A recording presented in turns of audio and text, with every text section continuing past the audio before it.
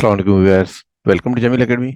एक और नए टॉपिक, बहुत important topic for exam point of view and as well as for practical life. This is bank reconciliation lecture 1। Objective of today's lecture is what is bank reconciliation, business record and bank record, when to prepare bank reconciliation, reasons and purpose of bank reconciliation, reasons of difference in company records and bank records, different formats of bank reconciliation, and at the end multiple choice question।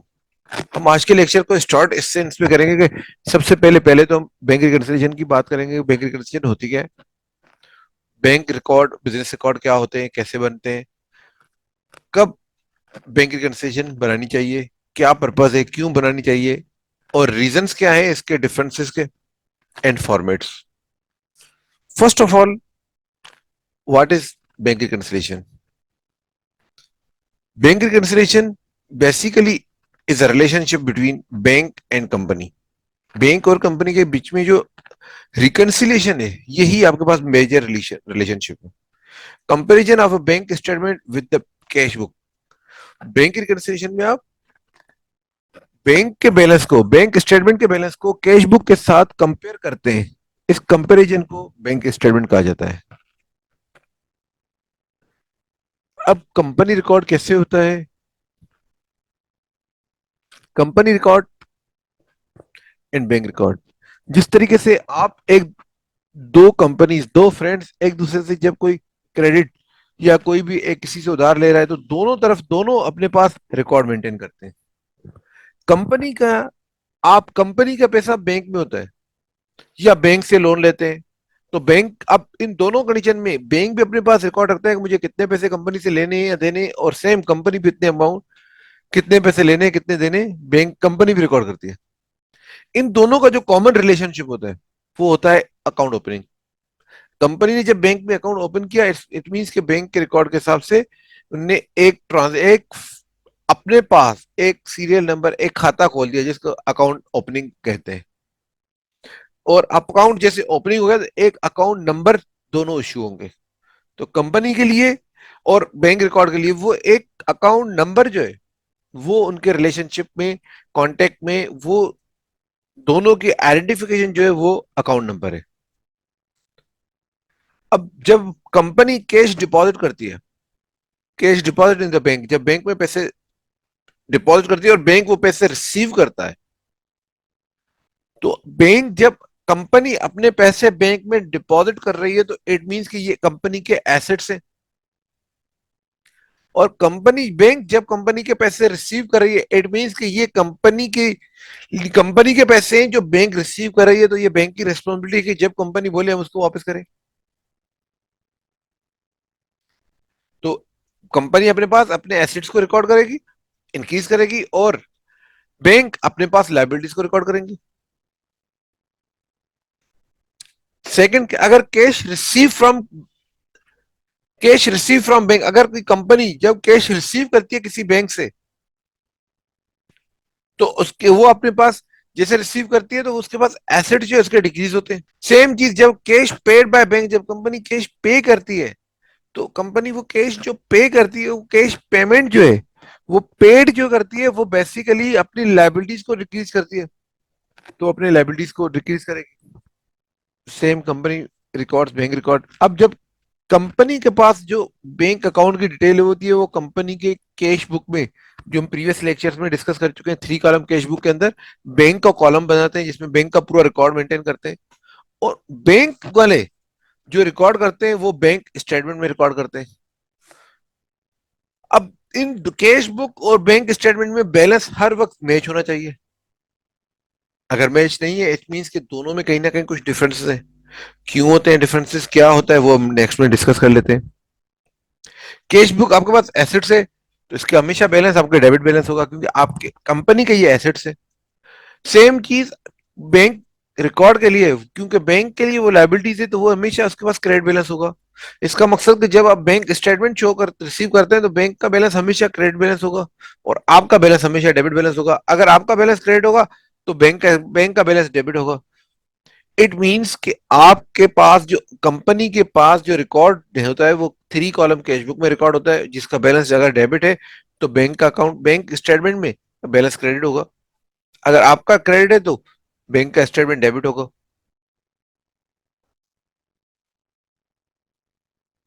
Now bank reconciliation once again क्या होते हैं? Bank reconciliation is a comparison of a bank statement bank record with the cash book company record.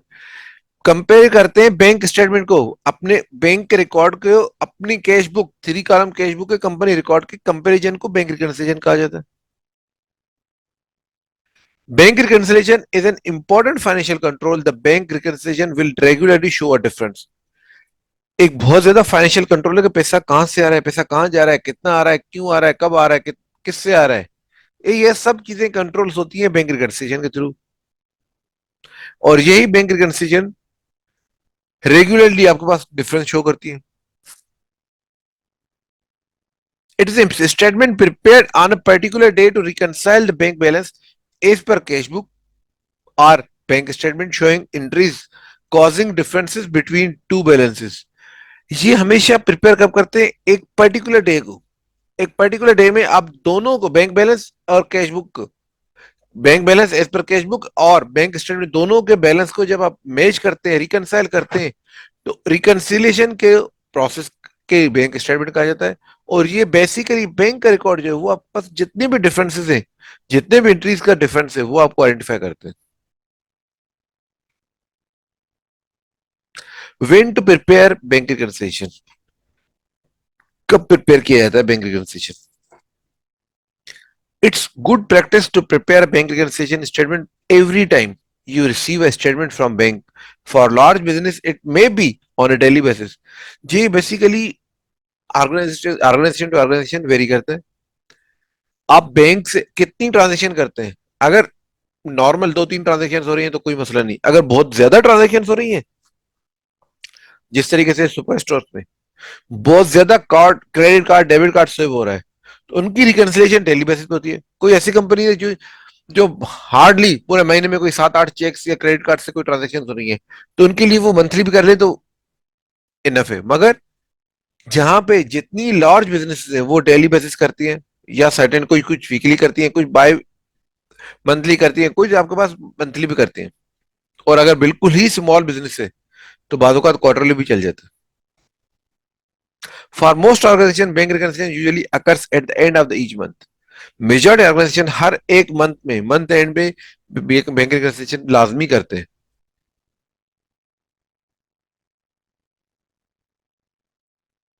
Reasons and purpose of bank statement bank reconciliation: to detect items not entered and errors in cash book. हर वो item को detect करते हैं जो आपने bank में, bank cash book में record नहीं किया, या कोई एरर, कोई गलती की है। उसको डिटेक्ट करने का लिए पर्पस क्या है? बैंक रिकंसिलिएशन का पर्पस क्या है? कोई भी ऐसा आइटम जो आपने एंटर नहीं किया या डिटेक्ट एरर आपने गलत किया है, तो उसको सही करना बैंक रिकंसिलिएशन का part. To ensure that the cash book entries will complete. ये हमेशा आप कंफर्म कर लें कि आपने कैश बुक में अपनी सब रिकॉर्डिंग ट्रांजेक्शन कंप्लीट कर दिए। Item missing from the cash book will not have been recorded in other ledger account and the business record will be unreliable. ऐसा नहीं कि आपने कोई कैश के अमाउंट के बैलेंस को किसी और लेजर में डेबिट क्रेडिट कर दिया। अगर ऐसा किया तो पूरे पूरा बिजनेस का रिकॉर्ड आपका अनरिलायबल है। इट मीन्स कि आप सबसे पहले ये इंश्योर कर लें कि कैश बुक की एंट्रीज आपने कंप्लीट और एक्यूरेटली रिकॉर्ड की है। To discover the bank error: इसके अलावा आपके पास बैंक की गलतियां हो सकता है कि bank personal to make mistakes, हो सकता है कि बैंक में जो एम्प्लॉइज काम कर रहे हैं वो भी तो ह्यूमन एरर हो सकती है उनसे भी। उनके बैंक एरर को हाईलाइट कर लें। पहले अपनी एरर्स और जो डेटा एंटर नहीं किया उसको कर ले, कंफर्म कर लेंगे हमने अपना डेटा पूरा रिकॉर्ड कर लिया। उसके बाद बैंक की एरर्स को आइडेंटिफाई कर ले और at the end discover dishonour cheque. अगर आपने कोई चेक डिपॉजिट किया है और वो डिसऑनर मतलब कि वो रिटर्न हुई है चेक्स, तो उस रिटर्न चेक्स को आप हाईलाइट कर दें। To monitor stale cheque: unpresent checks which have not been banked by payee supplier within the local banking law of 6 months. बाज़ औक़ात कुछ आपके पास चेक आपने किसी को दिया है, तो जो अगर वो चेक जब तक बैंक में बंदा चेक नहीं लेकर जाएगा तो आपके अकाउंट से बैंक वाले पैसे उनको नहीं देंगे। अगर 6 मंथ तक कोई चेक नहीं जाता तो 6 मंथ के बाद as per state bank of Pakistan के जो रूल्स है उसमें यह है कि 6 मंथ तक अगर कोई बंदा आपके अकाउंट से पैसे लेने नहीं आया तो 6 मंथ के बाद हम उसको पेमेंट नहीं करेंगे। अगर पेमेंट नहीं करेंगे तो उसको कहते हैं stale cheques. At last, to check on fraud and मिस अप्रोप्रिएशन। कोई फ्रॉड अगर हुआ है या कोई मिस अप्रोप्रिएशन, गलत आपने तशरीह की है, गलत आपने डेफिनेशन दी है, गलत तरीके से आपने उनको डिफाइन किया है, तो उस चीज को चेक कर लें। This is all about reasons and purpose of bank reconciliation.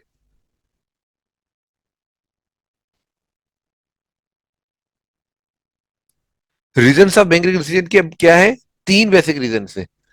Errors, या तो आपने कोई गलत किया है, या ओमिशन आपने अपने पास रिकॉर्ड नहीं किया, या टाइम डिफरेंस। अब टाइम डिफरेंस क्या चीज है कि आपने किसी सप्लायर को जब चेक देते हैं तो आप रिकॉर्ड क्या करते हैं? Account payable debit bank credit. आपने बैंक को खत्म कर दिया, क्या बैंक के पास वो सप्लायर चेक लेकर गया? अगर नहीं गया, अभी नहीं गया, 2 महीने बाद जाएगा, हो सकता है 2 दिन बाद जाए, हो सकता है 2 महीने बाद जाए, विद इन 6 मंथ कभी भी जा सकता है। या आपको किसी कस्टमर ने चेक दिया, आपने रिकॉर्ड कर दिया bank debit account save credit, क्या बैंक को पैसे मिल चुके? उन्होंने तो चेक आपको चेक दिया है। आपने अगर जब तक वो चेक बैंक में डिपॉजिट करें और जब तक उस चेक के पेपर के बदले बैंक को पैसे नहीं मिलेंगे तब तक वो बैंक अपने पास रिकॉर्ड नहीं करेगा।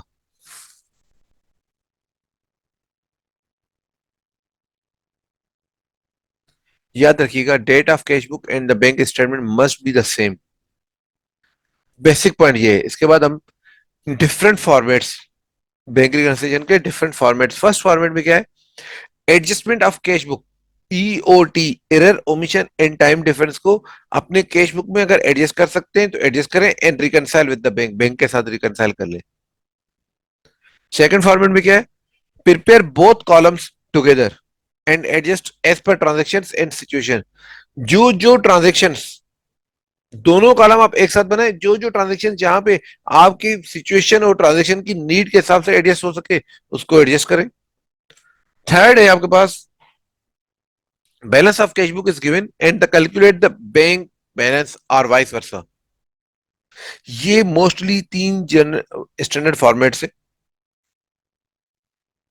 फर्स्ट फॉर्मेट में क्या चीज है कि आप अपने पास रिकंसाइल करते हैं कैश बुक को, और उसके लिए क्या स्टेप फॉलो करते हैं? Identify own errors omissions and rectify in the cash book. पहले तो इंसान अपनी गलतियों को आइडेंटिफाई कर ले।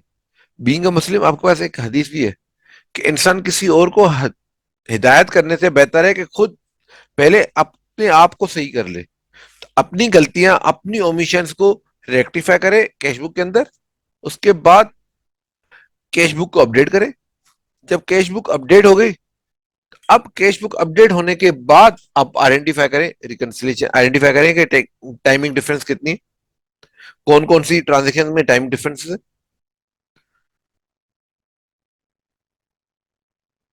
नेक्स्ट प्रोफार्मा बैंक रिकंसिलिएशन में क्या होता है कि आपके पास कैश बुक का बैलेंस, अगर डेबिट बैलेंस, यकीनन आपके पास अगर कैश बुक में डेबिट बैलेंस है तो डेबिट आपके पास ओपनिंग बीडी बैलेंस। अगर किसी कस्टमर ने डायरेक्ट डिपॉजिट किया जिसको आपने रिकॉर्ड नहीं किया मगर आपके बैंक में रिकॉर्ड है, उसको आप डायरेक्ट डिपॉजिट आप करेंगे, बैंक को डेबिट करेंगे। अगर कोई डिसऑनर चेक जो आपने बैंक को पहले डेबिट किया था मगर बैंक ने अपने पास रिकॉर्ड नहीं किया, बैंक ने आपको वही कागज जो चेक था वो वापस कर दिया, तो ये चेक आपके पास डिसऑनर चेक्स, इसको रिकॉर्ड करें। कोई बैंक ने अगर आपके पास कोई चार्जेस डिडक्ट किया आपके अकाउंट से, वो रिकॉर्ड कर ले। अंडर कॉस्ट एरर, अगर कोई ऐसी एरर की जो आपको बैंक को अपने कम रिकॉर्ड किया है, उसको रिकॉर्ड कर ले। या स्टैंडिंग ऑर्डर, आपने बैंक को ऑर्डर किया कि भाई हर महीने की फला तारीख को, हर महीने की 10 तारीख को, या हर महीने के जो मेरा ये यूटिलिटी बिल है लास्ट डेट को आप बगैर बताए आप मेरे पेमेंट कर दिया करें।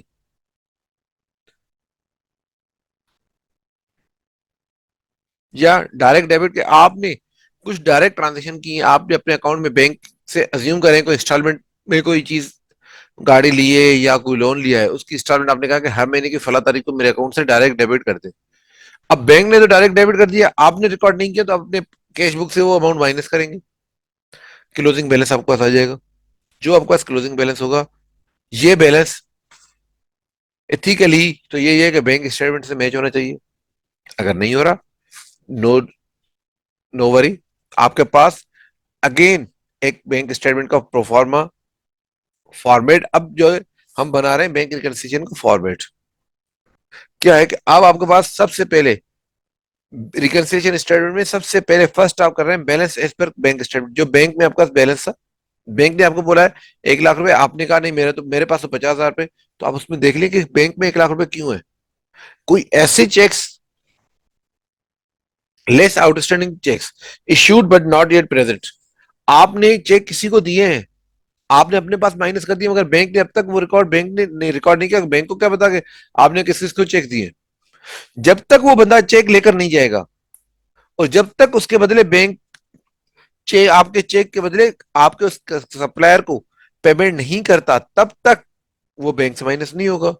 तो अब आपने तो चेक दे दिए, हो सकता है 2 दिन में कैश कराए, हो सकता है 15 दिन में करे, हो सकता है 6 महीने में करे, कभी भी कर सकता है। तो इस कंडीशन में आप फौरन उस चेक को अब टेम्पररी बेसिस पे बैंक स्टेटमेंट से माइनस करेंगे, क्योंकि आपने माइनस कर दिया है। अब बैंक से माइनस करके देख ले तो बैलेंस बराबर होना चाहिए। प्लस आउटस्टैंडिंग लॉजमेंट, जो आपने डिपॉजिट किया है बट नॉट येट क्लियर, आपने चेक डिपॉजिट तो कर दिया मगर वो अब तक बैंक में क्लियर नहीं हुआ। इस टाइप के चेक्स को आप, आपने अपने पास प्लस कर दिए, अब बैंक में भी आप प्लस करके देख ले। इसके अलावा अगर कोई बैंक ने कोई एरर की है कि कोई, अब अगर बैंक ने ज्यादा माइनस कर दिया तो वो आप यहाँ पे टेम्पररी बेस पे लेस करके देख ले। अगर ज्यादा प्लस कर दिया तो वो भी आप किस plus minus based on nature कर लेंगे। तो आपके पास, अब आपके पास जो बैलेंस आएगा वो एडजस्टेड कैश बैलेंस का बिल्कुल बैलेंस बराबर आना चाहिए।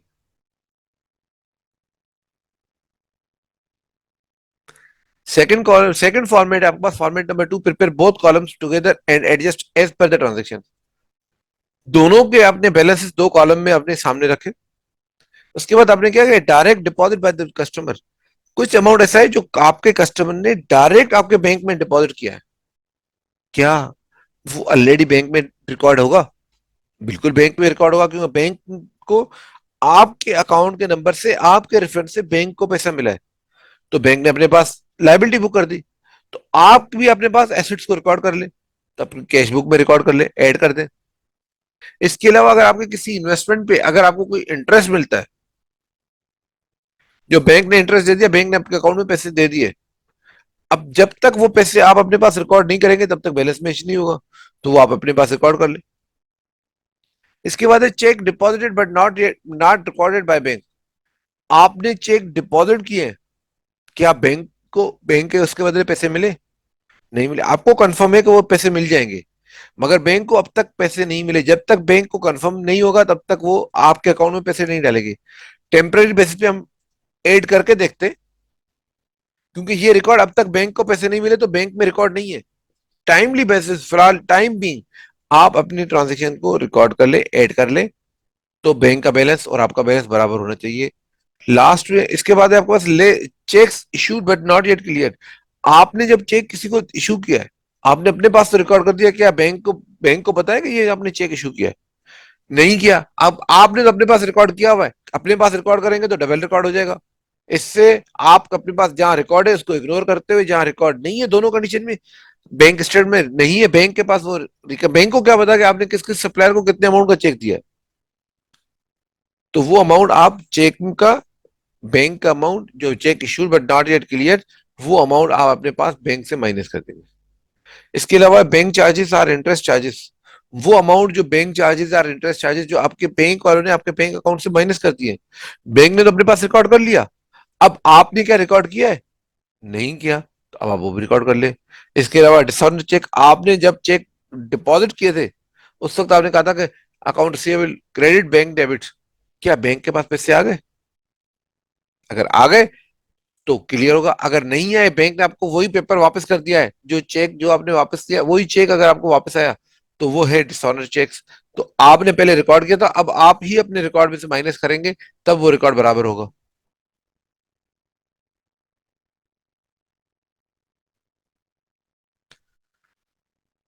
थर्ड स्टेटमेंट जो है, थर्ड फॉर्मेट जो है, balance as per cash book, आपने कैश बुक का बैलेंस लिया और अब आपको कैलकुलेट करना है कैश बैंक बैलेंस का, या अगर बैंक बैलेंस गिवन होगा तो आपको कैश बुक का बैलेंस ऐड करना है। फर्स्ट ऑफ को इसमें ऐड करना है direct deposit by the customer, जो डायरेक्ट आपने कस्टमर ने डिपॉजिट किया आपके बैंक में तो रिकॉर्ड होगा। क्या आपके पास रिकॉर्ड है? नहीं है तो अपने पास रिकॉर्ड कर ले। बैंक इंटरेस्ट जो आपके पास, आपके बैंक में तो रिकॉर्ड होगा, बैंक में यकीनन पैसे आए होंगे, तो आप अपने पास भी रिकॉर्ड कर ले। Check issued but not yet clear, आपने जो चेक इशू किए अब तक वो बैंक से पैसे नहीं निकले, आपने अपने पास माइनस किए थे, अब उसी को रिवर्स कर ले, ऐड कर ले। Check deposited but recorded by bank, आपने चेक डिपॉजिट कर दिया, बैंक ने अब तक रिकॉर्ड नहीं किया, अब अपने पास से माइनस कर ले। बैंक चार्जेस जो आप बैंक ने माइनस आपका एक्सपेंस, आपके अकाउंट से एक्सपेंस की मद में आपको वो माइनस कर दिए, बैंक चार्जेस माइनस कर दिए, क्या आपने रिकॉर्ड किए? नहीं किए, तो उसको रिकॉर्ड करना चाहिए। चेक डिसऑनर जो अगर रिकॉर्डेड, अगर चेक्स आपने जब बैंक में रखे थे तो उस वक्त आपने रखा था बैंक डेबिट, क्या बैंक में पैसे आ गए? नहीं आए, नहीं आए तो यहाँ पे अपने पास भी वो माइनस कर ले। अब ये प्लस माइनस करने के बाद आपके पास जो बैलेंस आएगा, this is balance as per bank statement के, बैंक में इतना पैसा होना चाहिए। This is all about three formats. Now it's time to MCQs.